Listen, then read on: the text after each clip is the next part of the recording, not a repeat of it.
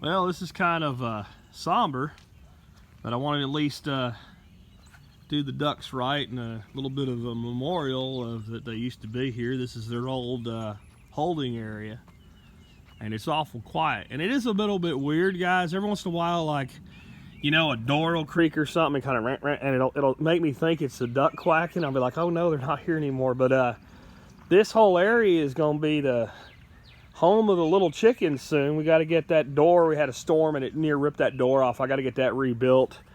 We'll set up in here. You know, ducks really don't roost.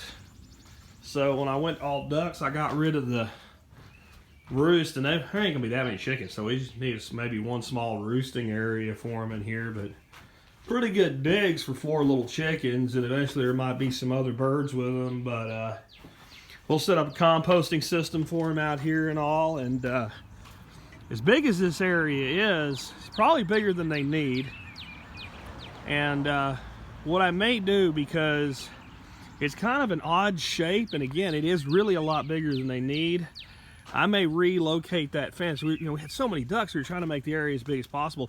If we came straight over from there right to here, we would have a much more manageable squared off area, and we could probably set up some little spaces for them where we can basically garden for them and exclude them.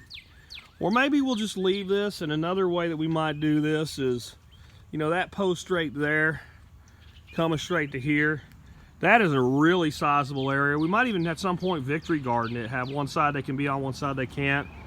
Again, this is plenty of square footage for a couple little bantam chickens, and you know, they probably will get the occasional where they get let out to play in the grass and whatever, but that'll have to be like, you know, the last 2 hours of the evening. That's really a great way to semi-range your chickens, to let them out in the evening. They are not going to have a lot of time to do a lot of damage. And you know, we still do have a system where they could be let out 3 different places, but that's probably going to go away. It'll be down to 2. They can be left on this side or that side. That won't be anytime soon, though. Like I said, these systems really need to establish, and probably next year they'll be getting some roommates. They'll have 4 little ducks with them. That's the plan right now, as the system establishes, to have that small homestead flock, you know, leaving that commercial level of production behind. And you know, 4 ducks and 4 chickens is way more eggs than we could ever eat. We'll still be giving neighbors eggs at that point. Right now we're giving away eggs with just 4 chickens. We did just sell, I think, the last of our duck eggs yesterday. We still had some in inventory, and we had customers that really weren't happy about the fact that we were making that move. Oh, there's no way you guys would have ever saw that in the camera. Just watched the neighbor's yard over there across the street. A roadrunner just ran across. So I wanted to include this today, this field. This is the field they've been on for a month. You can see it has nowhere near the lushness of growth that the other side of the property. So this is the difference when they're grazing. And you know, this time of year, you still see a lot of green here. You also see some bare patches. But when we get into summer, you know, when they're grazing, it's pretty hard on it. Big thing I wanted to show you, though, was what these berms look like right now, because they don't look like much. You can see there's a cover crop of seed down on them, and we just got that soaking rain. I mean, it was like the best rain you can get. I have to explain to my farmhand what a big rock is. I told him to put some big rocks around all. That's not a big rock, that's a baby rock. Millennials, I don't know, man. So he's gonna be redoing that. Actually, I just had a whole bunch of bush cherries just put in, seedlings from Coldstream Farm. He replanted almost every single daggone one of them because he half-ass planted them, and they weren't deep enough down into the actual soil layer. He planted them into this top dressing of compost here. There's a little mark from a standing plant we had him do yesterday, but I'll show you where he actually did this one right, because I was standing over his shoulder when he did this one to make sure he knew what he was doing. And once he got through this first row, I left and figured, you know, he's got it down pat. And the other 3, I had him do these 3 last berm I didn't have him do. You can see his activity yesterday out here in the pouring rain. Yes, I made him come out and refix it in the pouring rain. He's got all these holes here.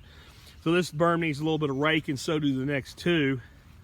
And I need to get that done before this stuff starts to dry out, because it will dry out fast. And he's going to be in here mulching, so we'll mulch this with straw. And I got some sprinkler maintenance to do. Some of the nozzles are clogged, one of the pipes is broke, but like I said, I kind of wanted y'all to see this because it's going to be so dramatically different in another month or two. And this is, you know, it's not had a month of recovery time. And I think it'll be a lot different when it, you know, it has had its full month of recovery, or maybe even 2. There's certainly a lot of fertility over here. That's for daggone sure. You can see areas like this. If this doesn't get to recover, by the time we're in summer, this is just going to be dust. And we'll see how it does its first year without the beaks on it. Yeah, we really got to have a conversation about what a big rock is. See, that irrigation pipe's not very deep. What happens is these things sway back and forth. So I have a huge pile of these dadgone rocks we need to do something with. This seemed like a good thing to do, and I don't know. I mean, when I was 19, I don't get it, guys. And I know some of you young guys out there who watch this channel are, you know, 15, 16, 18, 19.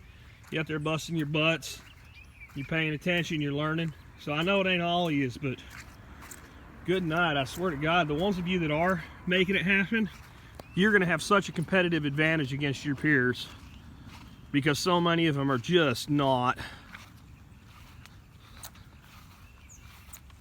Elderberry. We had tons of elderberry planted in this berm, and only a few made it. And you might think that's a bad thing. No, that's a good thing. Even though I put irrigation, and last year we barely irrigated out here.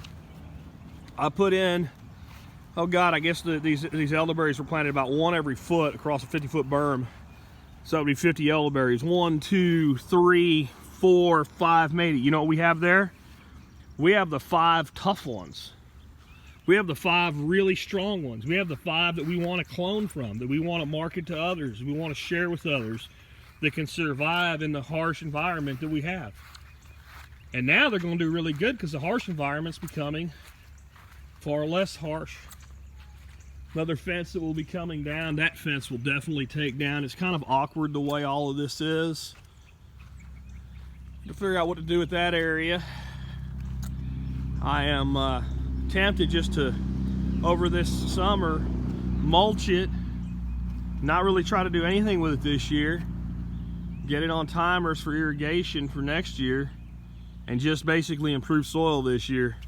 I'm going to continue through the rest of this year to spend 90% of my effort on that zone 1, zone 2 area and the food forest. And here we're just letting nature kind of take care of things. Though we do have an awful lot of vegetable and herb seed planted in these berms. Squash, scarlet runner beans. There's a scarlet runner bean on every other tree.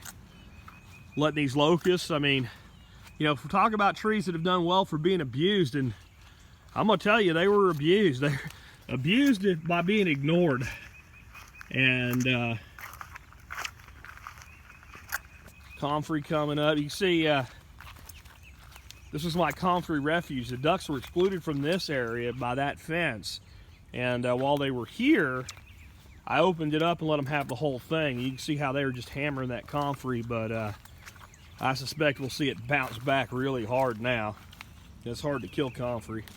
Not impossible like some people think, but that's where we're at with this. Ooh, still got a lot of clay here from when we put that pond in down there, which is a dadgone disaster. And you know what? I ain't worried about it either. There, Dana, how you doing? We gonna play kick the cat again? Don't take that serious when I say that. I actually worry about kicking her because she does run in between my feet when I'm walking, and if I don't see her, especially when watching the camera, occasionally she does get a bit of a bounce, but she bounces back just fine. Red mulberry. This tree is 2 years old, was planted as a seedling. Look at the trunk. You see that root flare? That's what you want in a properly planted tree. You don't want that root flare under the ground. Anyway, You guys see how things are starting to look out here. This is, compared to the rest of the property, it's pretty barren. I know it wasn't as exciting as the other parts of the walk today, but I did want you to see it because I want you to see the contrast. And I think some of you that are disappointed that the ducks are gone, I think that it'll really show you why we made, one of the reasons we made that decision. And I think it'll be fun to see us set the digs up for the little chickens. They're gonna be living high on life out here. It ain't quite free range, but they've never known anything any bigger than that 50-foot by 10-foot aviary. So I think they'll go kind of mental out here. And with just 4 of them, I think we'll get some vegetation growing here. I don't think they'll be able to keep it all down, which is a good thing. You just have to watch it. We've learned over the years that sometimes when you're in that situation, what they don't take down is the stuff they shouldn't eat. And eventually when that's all there is, boy, they hit it hard. Here we go. This is that's a mess waiting to have right there. We had to cut that. That is all wild sunflower. There's one from last year right there. Looks like a little tree. It will not come back. They are annuals, and that will just be a jungle of annoyance if we don't cut it. But you know what? We can let it grow for another couple weeks, get up about a foot tall, come in here with a scythe it down to the ground, and that's all biomass we can throw in here to the chickens. And by then we should have the chickens moved over here, and they can process it for us. So the problem is a solution. Again, I hope you guys enjoy it, and I gotta get to work, real work. I've been screwing off all morning walking around with you guys because I don't want to work today. I'm telling you, when it rains like this and you get kind of that charged up aquifer and things turn this color of green, I could just wander around my property all day. The ground is all soft. It's like walking on a carpet. And in the areas where we've started establishing these forests, it's like walking in a forest. Those loud cars you can hear right now, when you just get inside there, you don't really hear them anymore. Anyway, if I don't get to work soon, you know what? I'm not going to get to work at all. So I'll sign off for the day. Hope you enjoyed these videos today.